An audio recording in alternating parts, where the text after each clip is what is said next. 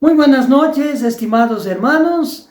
Vamos a dar inicio a estos estudios bíblicos pidiendo la orientación de nuestro Dios en oración. Dios Santo que habita la eternidad, te damos, Señor, las gracias por permitirnos una vez más poder presenciar estos estudios bíblicos de acuerdo a tu voluntad. Te pedimos, Señor, que puedas abrir nuestras mentes, nuestros corazones, para que podamos entender este estudio y también las lecciones que sacamos del mismo podemos poner en práctica en nuestras vidas diarias. Todo eso te lo pedimos y te lo agradecemos, Señor, en nombre de Jesús. Amén.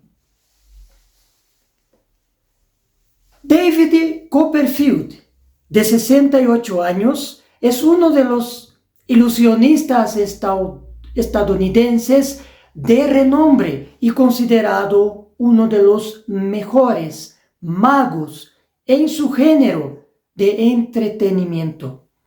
En los shows de Las Vegas, uno de los trucos más famosos de ese mago es el llamado look número 13. El acto empieza cuando el ilusionista se dirige a los presentes diciendo que seleccionará aleatoriamente a 13 personas del público que serán suspendidos en el aire y luego desaparecerán. Entonces el mago y sus ayudantes lanzan varias pelotas grandes, infladas, mientras se toca una música. Las personas tienen que tocarlas para que las mismas pasen esas pelotas a otras personas. Cuando el mago da la orden para detener la música, los que en ese exacto momento agarren las pelotas pasan a ser los escogidos, 13 personas en total al azar. Luego ellos pasan al frente y el mago los hace sentar en las sillas que ya se encuentran al medio del escenario. Todos reciben linternas. Luego se baja una cortina que envuelve los 4 lados alrededor de ellos y el público ya no los ve, excepto las luces de las linternas prendidas a través de la tela, que por orden del mago lo están moviendo de un lado hacia otro lado. Todo el bloque de sillas con los voluntarios que están sobre una plataforma rectangular sostenida por cables de acero desde arriba empieza a ir girando lentamente para que el público vea las cortinas en todos los lados. Y de repente el mago jala la cortina y en el interior ya no hay nadie. Las sillas están vacías. En ese momento, cuando el público está atónito, intentando imaginar cómo lo hizo, el mago apunta al fondo, atrás de la platea, y les pide que miren hacia atrás todos. Y allí están esas 13 personas que habían desaparecido del centro del escenario y con sus linternas en las manos, mientras el público aplaude el acto sin cesar. Todo ocurre en apenas 7 minutos desde que el mago anuncia el truco hasta su término. David Copperfield es conocido por la combinación de ilusiones espectaculares y narraciones.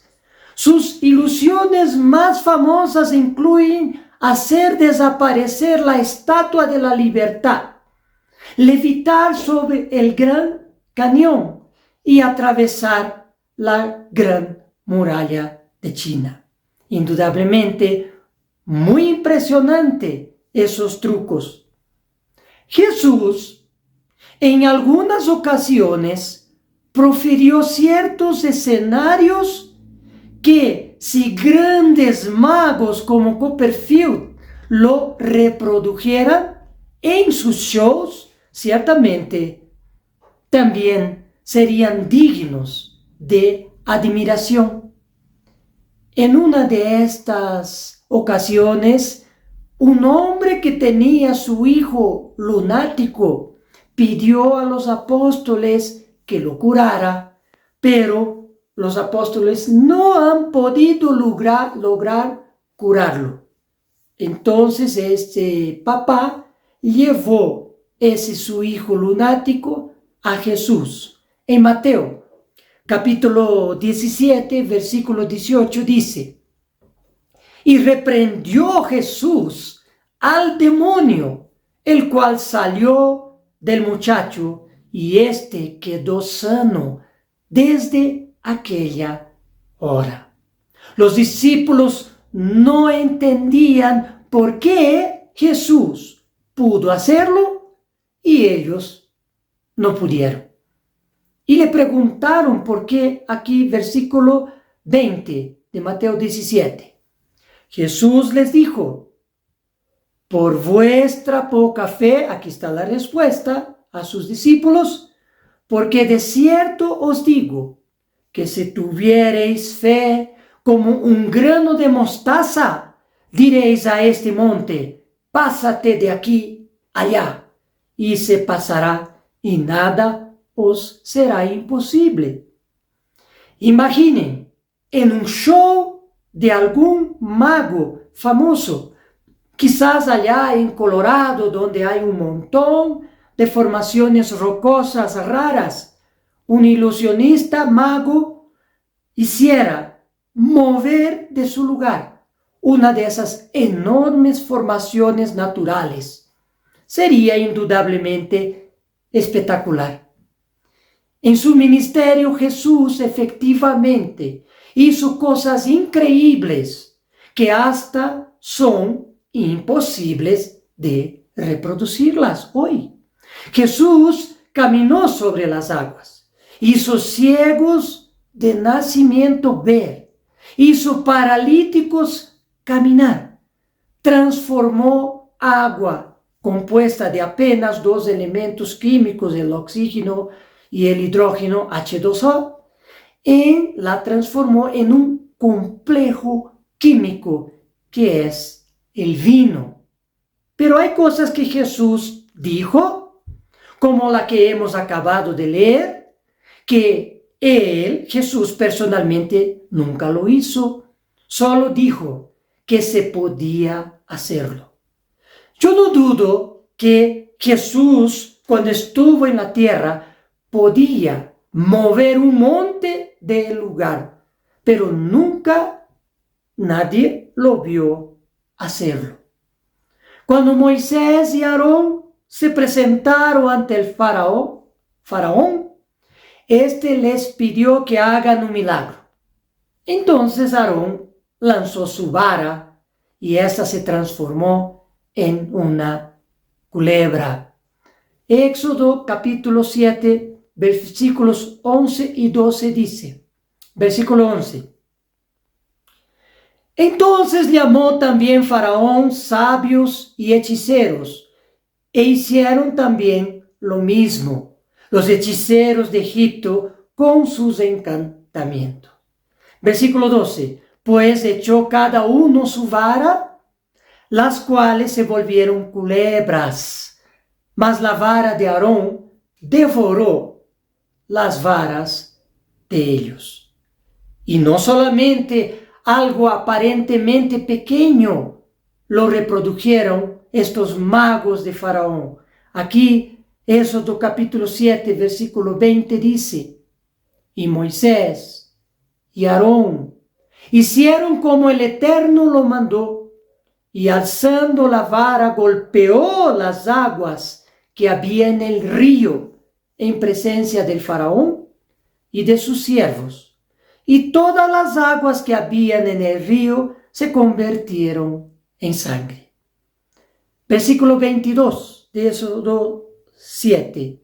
Y los hechiceros de Egipto hicieron lo mismo con sus encantamientos, y el corazón del faraón se endureció y no los echó como el Eterno lo había dicho. Hay mucho que decir sobre la fe, pero lo cierto es que la fe va más allá que solo creer. Es mucho más que una teoría fundamental. Y de eso vamos a hablar un poco en este estudio bíblico. Jesús dijo a sus apóstoles, cuando no pudieron curar a ese muchacho poseído por malos espíritus, Jesús le dijo, si tuviereis fe como un grano de mostaza.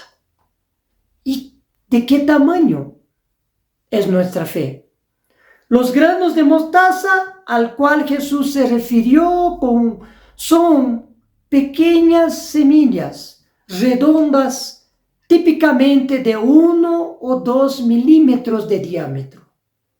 Sabemos que eso no fue lo único que Jesús dijo que ha desconcertado a muchos.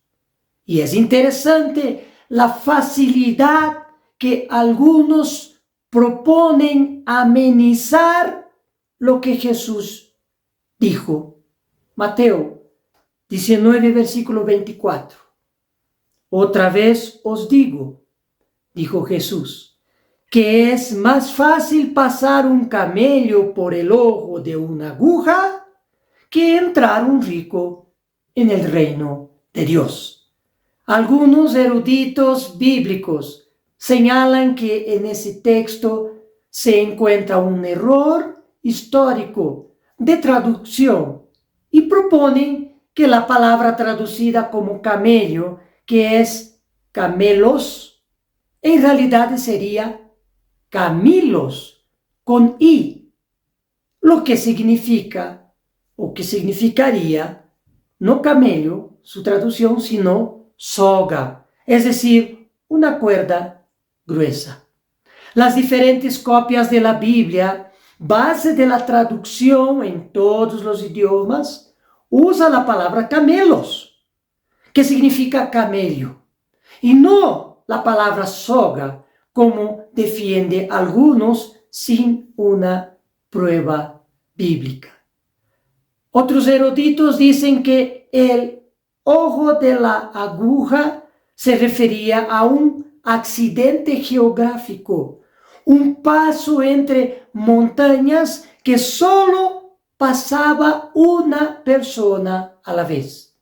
Otros aún decían que era una puerta angosta secundaria atrás de la puerta ancha principal de la entrada a la ciudad, donde las personas solo podían pasar a pie por esa puerta angosta, una a la vez.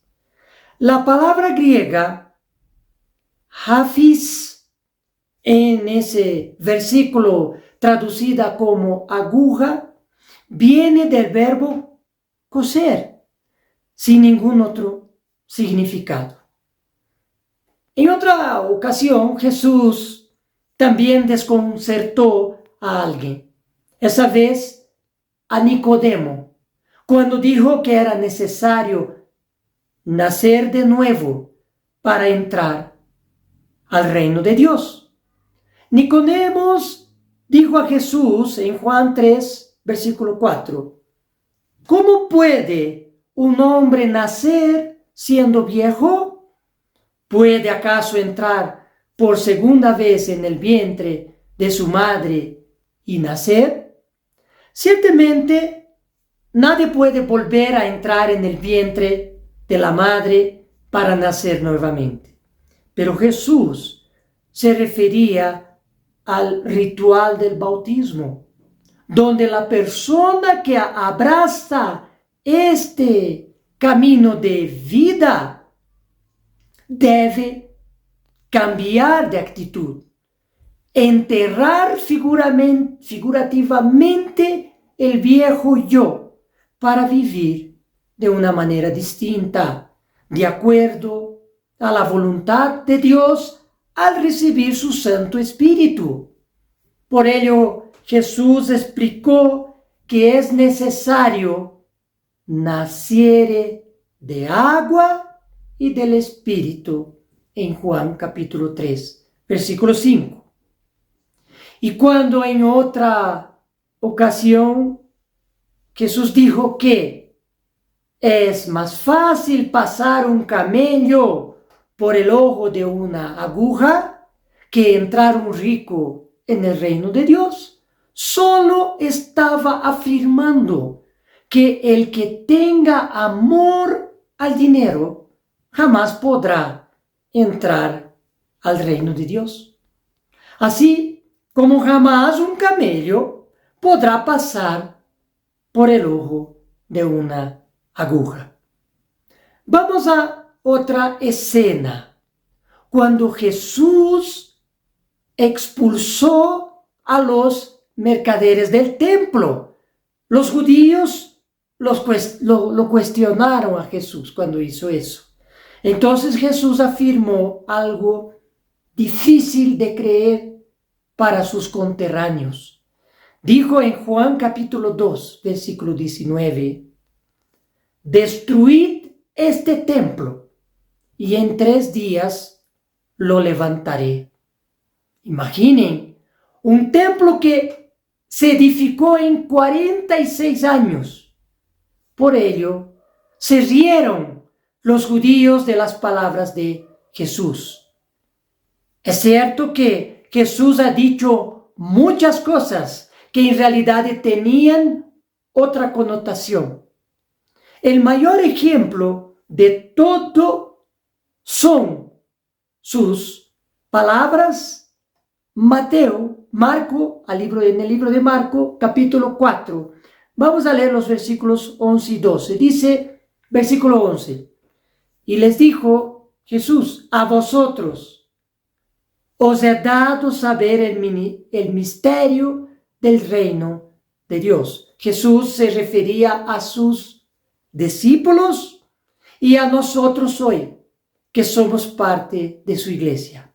Mas a los que están fuera, por parábolas todas las cosas. Versículo 12, para que viendo, vean y no perciban, y oyendo, oigan y no entiendan, para que no se conviertan y les sean perdonados los pecados.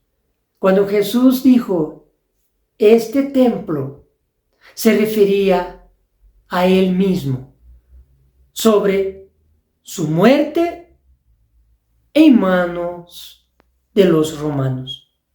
Y en 3 días lo levantaré.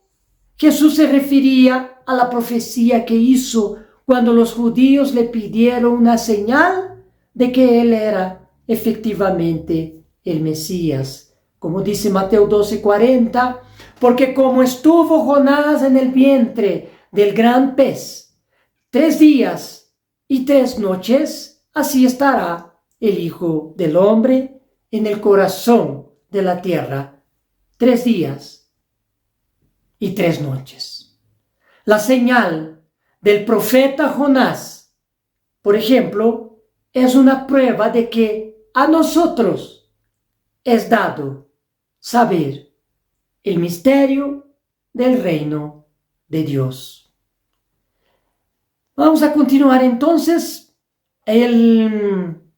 así volviendo a las célebres palabras de Jesús y después de los varios ejemplos similares que hemos visto, Jesús dijo a sus discípulos que ellos tenían poca fe y que si tuvieran fe como un grano de mostaza, diréis a este monte, pásate de aquí allá, y se pasará, y nada os será imposible.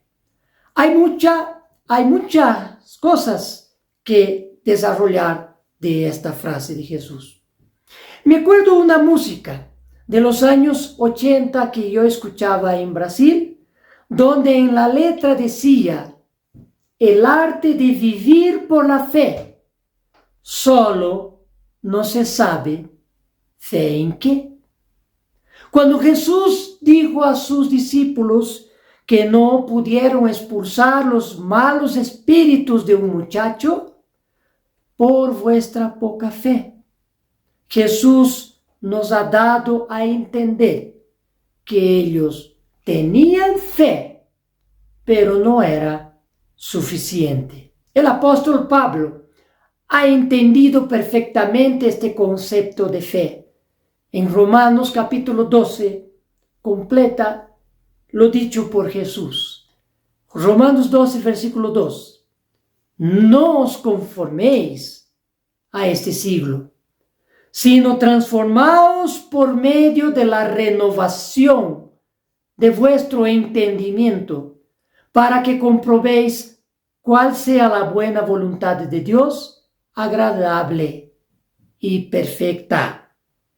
El apóstol refuerza la necesidad de actuar distinto de este sistema que no es de Dios, renovando nuestro entendimiento, es decir, aprendiendo cada vez más de la palabra de Dios para practicarla de mejor manera y poner en práctica más que todo la voluntad de Dios. Aquí versículo 13 de Romanos 12.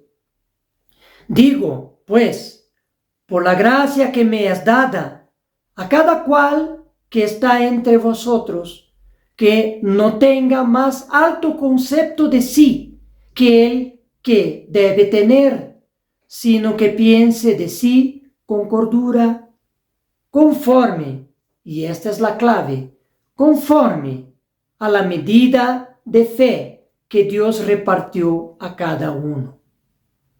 Dios ha repartido medidas distintas de fe entre sus seguidores. Pero, ¿en qué consiste esa medida de fe?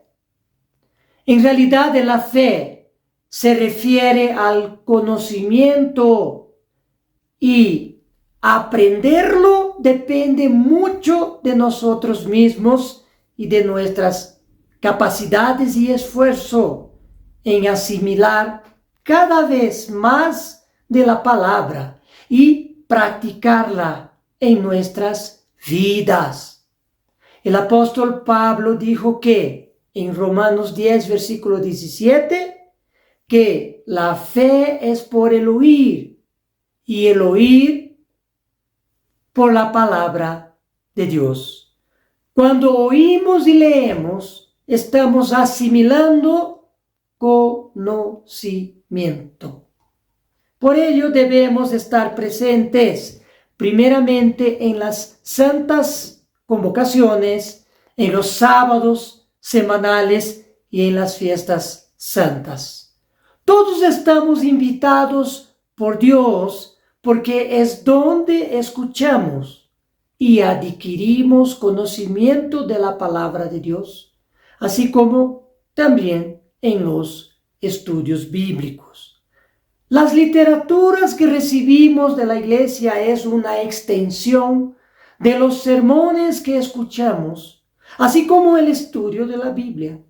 Dios nos aumenta la medida de nuestra fe conforme nos esforzamos cada día en aprender más de su palabra. Pero ese es un paso. Aún queda un siguiente y muy importante paso que la Biblia nos enseña en más de una oportunidad. el apóstol Lucas, citando las palabras de Jesús, escribió en Lucas capítulo 11, versículo 28. Antes, bienaventurados los que oyen la palabra de Dios y la guardan.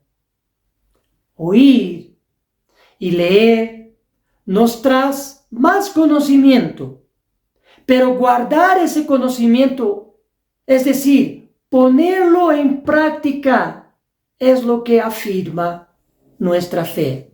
Aquí, Hebreo, capítulo 10, versículo 22, leemos: acerquémonos con corazón sincero, en plena certidumbre de fe, purificados los corazones de mala conciencia y lavados los cuerpos con agua pura.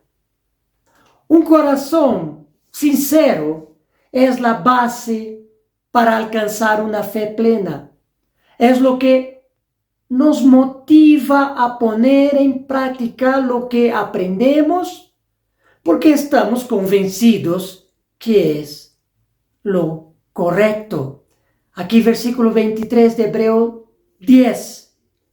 Mantengamos firme, sin fluctuar, la profesión de nuestra esperanza, porque fiel es el que prometió. Cuando se toca el tema de la fe, lo clásico, lo primero que generalmente nos viene a la mente es Hebreos capítulo 11 y las historias de los héroes de la fe que están contenidas en este capítulo. Y ese capítulo fue la base de muchos estudios que todos hemos ya escuchado en la iglesia. Hoy estamos avanzando un poquito más en ese tema y aprovecharemos ahora ir a otro libro que también profundiza este tema de la fe de una manera muy práctica. Vamos al libro de Santiago. Empezaremos por el capítulo 1, aquí desde el versículo 3, que empieza hablando de la fe. Versículo 3. Sabiendo que la prueba de vuestra fe produce paciencia. En pocas palabras, somos probados a su tiempo. Pasamos a veces por dificultades porque es el mejor momento de poner en práctica nuestra fe, nuestra confianza en Dios. También no hace mucho tiempo, cuando alguna vez hemos escuchado y también he tenido la oportunidad de desarrollar temas sobre este punto, sobre sabiduría e inteligencia y conocimiento. Entonces, sabemos que la sabiduría es practicar el conocimiento que adquirimos de la palabra de Dios a través del ejercicio de nuestra inteligencia. Tenemos inteligencia para adquirir conocimiento y debemos buscar sabiduría al practicar ese conocimiento. Es un ejercicio. Aquí versículo 5 de Santiago 1. Y si alguno de vosotros tiene falta de sabiduría, es decir, dificultad para practicar la voluntad de Dios en nuestras vidas, dice Santiago, pídala a Dios, el cual da a todos abundantemente y sin reproche, y le será dada. Versículo 6. Pero pida con fe, no dudando nada. Nadie puede practicar los principios de Dios si no tiene fe en Él. En realidad, creer toda y cualquier persona puede creer. Yo diría que el hombre en todos los tiempos siempre tuvo la facilidad de creer en cualquier cosa que se lo dice, creer en cualquier falsa divinidad, creer que lo malo es bueno si así lo conviene, creer que lo que hace la mayoría de las personas es correcto. El hombre es un mar de creencias. Y los griegos fueron campeones en creencias. Pablo, cuando estuvo en Atenas, dice la Biblia en Hechos 17, que su espíritu se enardecía viendo la ciudad entregada a la idolatría. Unos filósofos griegos, cuando oyeron a Pablo predicar en una de las plazas, lo condujeron al Areópago, una colina al oeste de la Acrópolis de Atenas, donde funcionaba el consejo o tribunal dependiente del rey. Pablo observó la cantidad de ídolos que había en aquel lugar y dijo en Hechos capítulo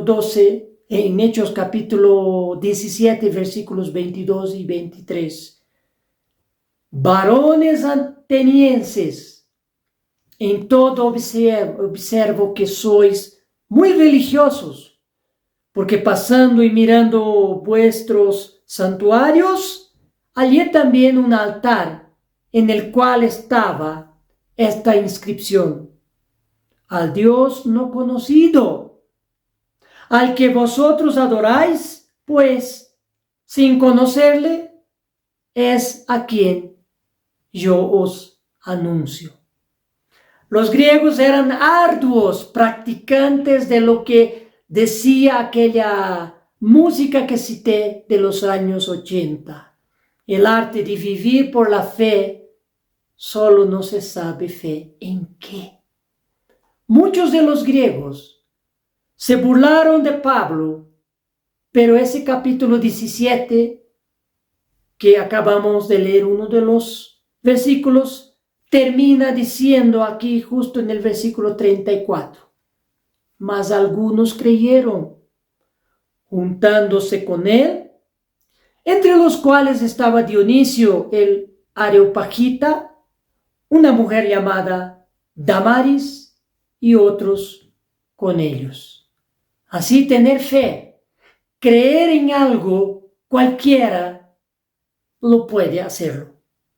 En medio a un pueblo con tantas creencias como los atenienses en Grecia, Pablo anunció algo desconocido para ellos. Pablo anunció al verdadero Dios. Y volviendo aquí a Santiago, ahora en el capítulo 2, empecemos por el versículo 1 que dice: hermanos míos, que vuestra fe en nuestro glorioso Señor Jesucristo sea sin acepción de personas.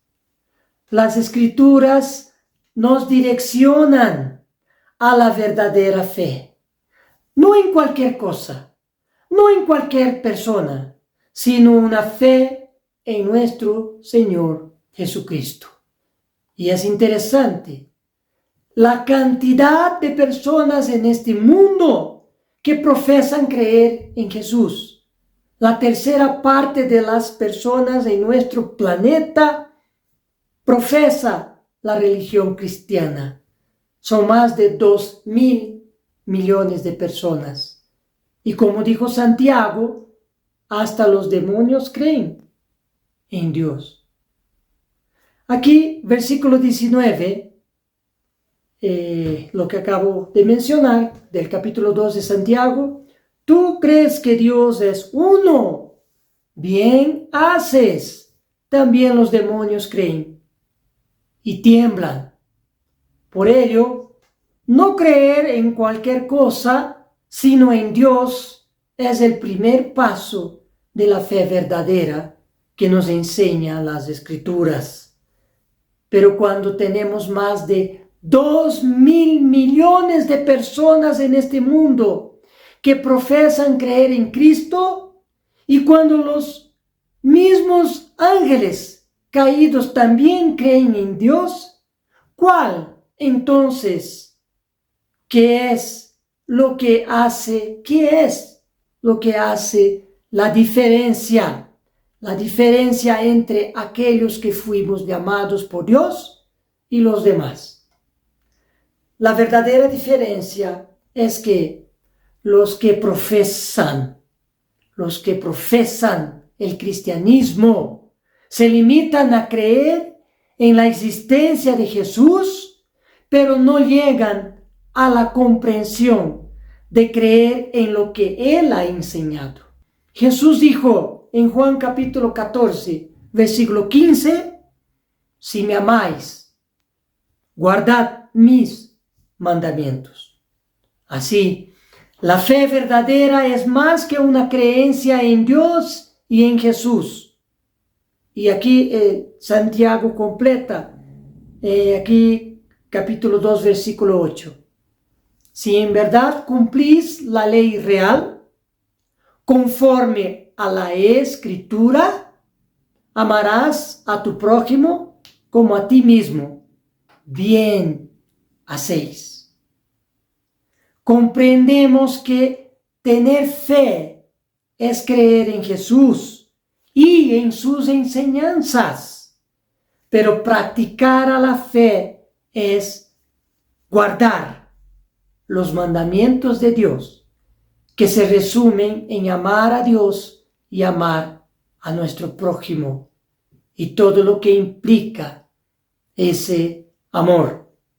Y Santiago continúa por inspiración divina, explicándonos más sobre la fe y nos da la clave principal, que es practicarla.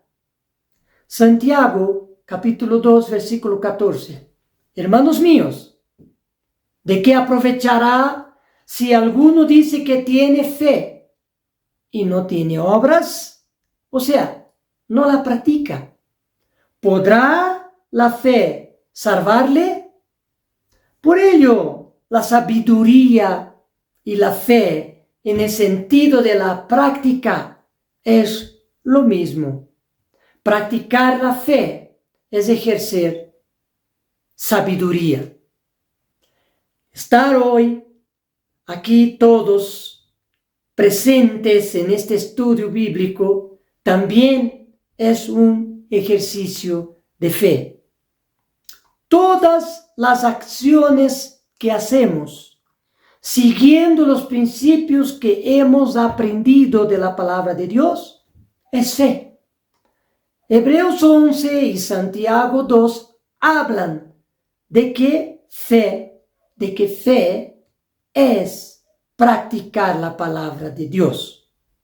No vamos allá, porque ya hemos estudiado este capítulo 11 de Hebreos y muchas veces, pero les daré un recuerdo. Pablo escribió allá que los antiguos, a través de la fe, alcanzaron buen testimonio. Y como se expresó Pablo de estos antiguos, solamente por lo que decían que creían en Dios y sus promesas, solo por eso, en la realidad no fue por lo que dijeron, no fue por lo que creyeron solamente, sino por lo que hicieron. Pablo escribió en Hebreos 11, versículos 17 a 19, por la fe Abraham, cuando fue probado, ofreció a Isaac, pensando que Dios es poderoso para levantar aún de entre los muertos. ¿Y qué dice Santiago sobre lo mismo? Aquí Santiago 2, versículos 21 y 22 dice, 21. ¿No fue justificado por las obras Abraham, nuestro padre, cuando ofreció a su hijo Isaac sobre el altar? Versículo 22. ¿No ves que la fe actuó juntamente con sus obras y que la fe se perfeccionó por sus obras? Y el versículo 24 dice, vosotros veis por qué el hombre es justificado por las obras y no solamente por la fe. No basta solamente creer, hay que practicar lo que uno aprende. Así que no hay donde perderse cuando comprendemos que practicar las enseñanzas de Dios en nuestra vida es tener fe. Venimos por primera vez a la iglesia no porque ya tenemos fe en todo lo que dice la Biblia. En realidad, ni la conocemos cuando venimos por primera vez a la iglesia por completo, en el sentido que siempre hay algo nuevo que aprender de Dios, mismo estando muchos años en la iglesia. Venimos entonces en un primer momento a la iglesia porque queremos aprender y creer. Entonces empezamos a esforzarnos a aprender sobre los principios y la voluntad de Dios y nos esforzamos en practicar conforme vamos aprendiendo. Si se dan cuenta, a medida que vamos practicando la voluntad de Dios en nuestras vidas, estamos ejerciendo y aumentando nuestra fe. Santiago 2, ahora versículo 18. Pero alguno dirá, tú tienes fe y yo tengo obras. Muéstrame tu fe sin obras y yo te mostraré mi fe por mis obras. El apóstol Santiago dijo que la verdadera fe se demuestra por las obras. Por ello, no se maravillen cuando se les diga que la fe verdadera se desarrolla y crece en uno cuando practicamos las enseñanzas de Dios. Si no lo hacemos, si no ponemos en práctica lo que aprendemos, por más que creamos que Dios exista, nuestra fe sería muerta, tal igual lo es la fe de más de 2.000 millones de personas que profesan el cristianismo. Dicen creer en Dios, creer en Jesús, pero no practican sus enseñanzas. Santiago 2, versículo 20 dice, mas ¿quieres saber, hombre vano, que la fe sin obras es muerta? Y el versículo 26 dice, porque como el cuerpo sin espíritu está muerto, así también la fe sin obras está muerta.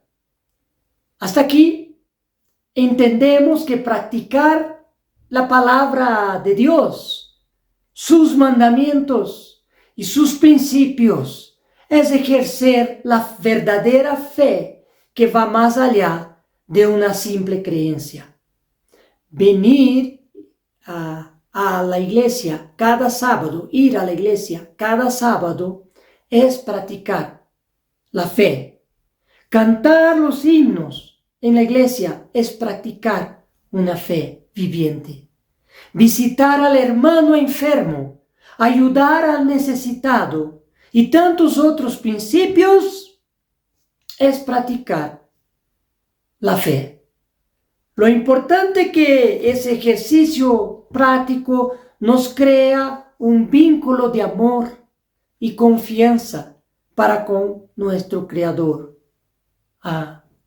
que es Jesús. Continuaremos aquí en el capítulo 2 de Santiago.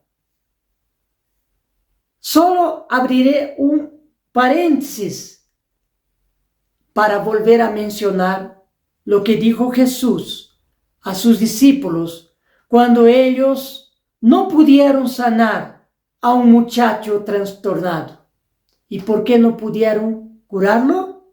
Mateo capítulo 17, versículo 20, Jesús les dijo: por vuestra poca fe, porque de cierto os digo que si tuviereis fe como un grano de mostaza, diréis a este monte: pásate de aquí allá, y se pasará, y nada os será imposible. ¿Qué fe es esa que mueve montañas? ¿Y qué montaña se refirió Jesús? No me consta que Jesús haya movido alguna montaña durante su ministerio, ni sus apóstoles cuando guiaron la iglesia después que Jesús ascendió a los cielos. En la parábola de las semillas entendemos que estas montañas más bien son obstáculos que encontramos en nuestras vidas, los mismos que tenemos que moverlos o superarlos. En la parábola de las semillas, que equivale a la palabra de Dios, el sembrador lanzó estas semillas, y las que cayeron en terreno pedregoso, dijo Jesús, que corresponden a aquellas personas que reciben la palabra con gozo, pero no tienen raíz, porque no se esfuerzan en practicarlas, y al venir la aflicción o la persecución por causa de la palabra, luego tropieza. Al igual que la semilla que cae entre espinos, que corresponde a los que oyen la palabra de Dios. Pero el afán de este siglo y el engaño de las riquezas ahogan la palabra y se hacen infructuosa. Sin embargo, dijo Jesús, el que fue sembrado en buena tierra, este es el que oye y entiende la palabra y da fruto y produce a 100, a 60 y a 30 por uno. Jesús no dijo que estos últimos no les vienen aflicciones. No dijo que estos últimos no están sujetos al afán de este mundo, sino que estos últimos dan frutos porque practican lo que han aprendido de la palabra de Dios. Aquí Santiago capítulo 1 versículo 22 dice: pero sed hacedores de la palabra y no tan solamente oidores, engañándoos a vosotros mismos. Versículo 25. Mas el que mira atentamente en la perfecta ley, la de la libertad, y persevera en ella, no siendo oidor olvidadizo, sino hacedor de la obra, este será bienaventurado en lo que hace. Una fe acompañada de obras, es decir, caracterizada por la práctica de los mandamientos y principios de Dios, nos permite superar montañas de dificultades y aflicciones que estamos sujetos en nuestra vida. No hay trucos, no hay magia como las de David Copperfield, que hizo desaparecer a la Estatua de la Libertad, que se levitó ese mago en el Gran Cañón. Les haré desaparecer 13 personas de la platea, dijo Copperfield en una de sus presentaciones. Escogió aleatoriamente a esas personas al azar, y luego al levantar las pelotas inflables al público, escogió las personas así. Gavin Fox, un jefe británico que estaba disfrutando del espectáculo en Las Vegas en el año 2013, aceptó ser seleccionado como uno de los 13 voluntarios para participar en el acto de magia de Copperfield. Subió al escenario y se sentó en una de las 13 sillas. Agarró una de las linternas y estuvo sentado hasta que las cortinas se bajaron. Una persona entonces ingresó abriendo una tapa en el piso, invitando a los 13 voluntarios ocultos por la cortina que le siguieran por ese pasaje secreto. El señor Fox y los demás voluntarios siguieron a aquella persona por un sistema de pasillos oscuros, interiores y exteriores desde el escenario hasta el lugar de la reaparición de ellos. Tuvieron todos que caminar incluso por la cocina del recinto, lo suficientemente rápido y apurados para entrar a la parte posterior del teatro, donde acababa el truco. Lamentablemente, el señor Gavin Fox se cayó cuando caminaba apresuradamente por uno de esos pasillos y tuvo que ser llevado a prisas al hospital con el hombro dislocado, que degeneró eso en un dolor crónico, el cual terminó en una lesión cerebral. El ilusionista Copperfield enfrentó una demanda por parte del señor Fox, motivo por el cual tuvo que revelar el secreto de este truco de magia. Así que, en conclusión de este estudio bíblico, a diferencia de esos trucos de magia, Jesús obró milagrosamente cuando ha sanado al muchacho y enseñó a sus discípulos que una fe verdadera es la que mueve las más grandes montañas de dificultades y aflicciones. La verdadera fe que mueve montañas es aquella que consiste en practicar las enseñanzas de nuestro Creador, lo que verdaderamente conduce a la vida eterna en el reino venidero de Dios. Si nos falta fe, debemos poner en práctica lo que aprendemos de la palabra de Dios y veremos sobreabundar la fe en cada uno de nosotros. Muchas gracias, hermanos. Que tengan todos una buena noche.